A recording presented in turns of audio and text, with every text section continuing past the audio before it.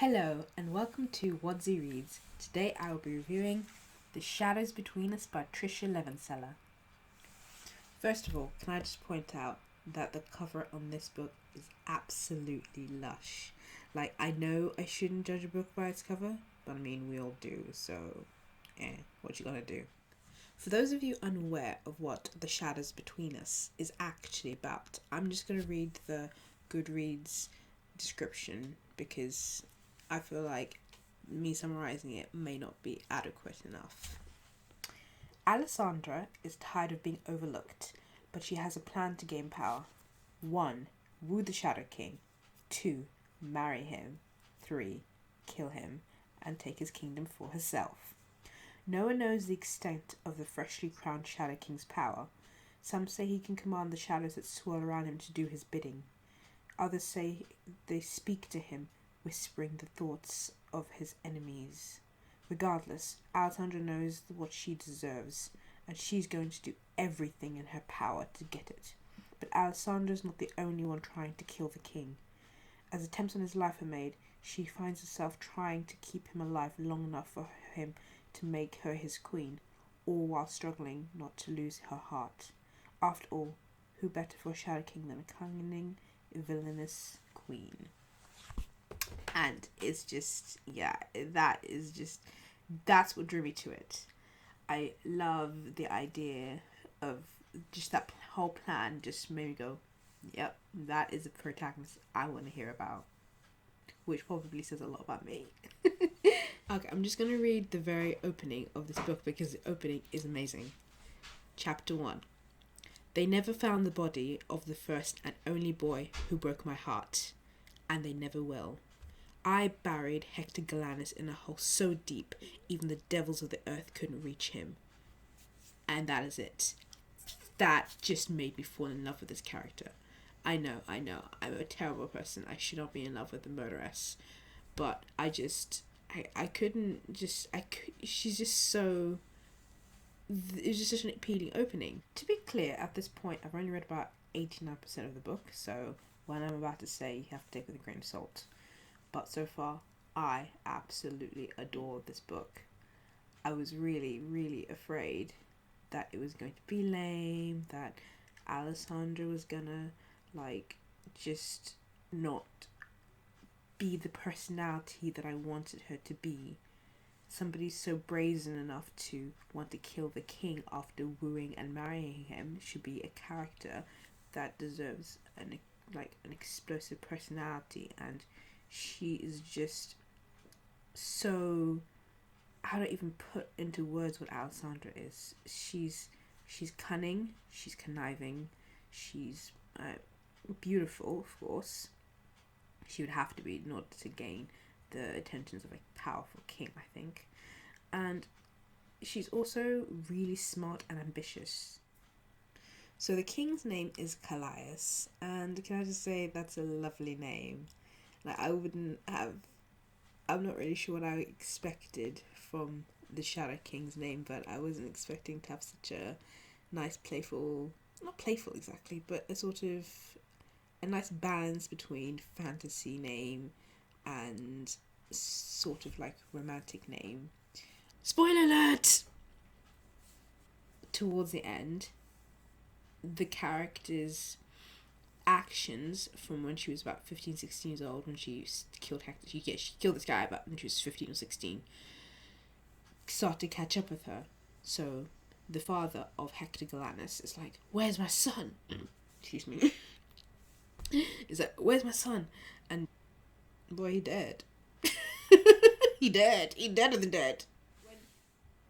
When Hector Galanus's father comes to court explaining he needs to speak to the king, and he explains with the constable, who's a woman by the way, I wasn't expecting a female constable for some reason, he was like, my son's dead, I think she killed him. And then she goes to speak with the king in private, and she's like, oh my god, he's gonna kill me, he's gonna behead me, he knows that I killed Hector Galanus. And instead, the king laughs hysterically. he's just like, you killed Hector Galanis. This is so hilarious. And I'm like, Caius, are you okay? I think Alessandra just broke Caius. What? Why is he laughing? At the same time, I'm like, it is kind of funny because he broke her heart, so she killed him. That's just hilarious stuff, yeah. Just absolutely Comedy Central stuff, yeah. So one of the things about Caius is that the way his power works is, so long as he doesn't touch anyone, he can remain in shadow form. And when he remains in shadow form, he can be like absolutely immortal, to the point where his own father was immortal he lived for 300 years before settling down with a family, with a wife, and then having kids and stuff. Which I told this to my cousin and my sister, and they were like, ooh, he was 300 years old. Ooh. I'm just like, dude, like this is trope 101 of YA fantasy, or just fantasy in general. You have the 100-year-old man who's in love with a teenager. It's just, yeah, it happens all the time. I should not normalize this, but I'm sorry. It's just too funny. It just happens.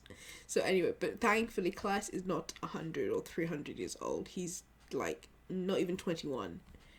Because part of the whole problem is he's not going to be able to ascend the throne to full power without the backing of his council until he's 21. So the council are pushing him about a bit and stuff, and I'm like, you don't want to push around Caius, he gonna hurt you. So the shadows allow him to remain immortal and invulnerable. That's the other thing. He can heal so long as the shadows are with him. But as soon as he touches a person, he becomes like, not literally just mortal, because as long as this person is within a safe distance away from him, he's still going to remain in shadow form. But if he touches this person and the person is near, he's in mortal form, and he can't delve into the shadows, he can't heal, and he can't be invulnerable, basically. So one of the big things is he doesn't want to touch Alessandra. And it's ridiculous. Like, I honestly think part of the reason that he doesn't touch Alessandra is because we don't want to have too much sex in a YA book. But anyway, the point is, the two characters do actually happen to be quite sex positive. So the fact that they can't touch is just, I think it adds a layer of mystique. Because you're like, will they, would they? Like, what will happen? Will he give up everything that he knows and loves, like power and the chance to be immortal, to be with Alessandra? The short answer is yes. Yes, he does. And it takes 89% of this book for him to kiss Alessandra. 89% for a bloody kiss! But it's so worth it.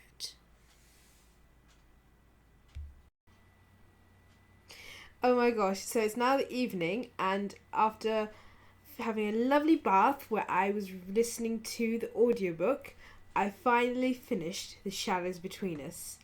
And oh my gosh, it was such a good read. I love the twist at the end towards the last 10% of the book, and I was like, what? This is happening? What? Like, finding out about the true identity of Leandros was crazy. And I just didn't see any of it coming. I would have liked a little bit more foreshadowing towards that kind of goal, but I think if there had been too much foreshadowing, I would have figured it out. Or I like to think I would have figured it out. Sometimes I'm not that smart a reader.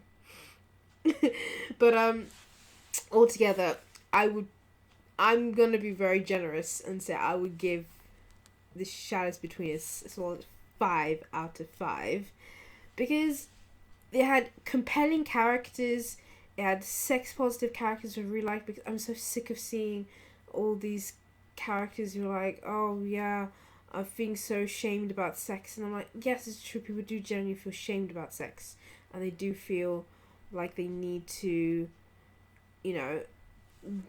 hold themselves to an ideal, and it's fine. And Alessandra said, if you want to hold and wait out until marriage to have sex, that's great, that's something you want to do, if that's something you want to do, that's great.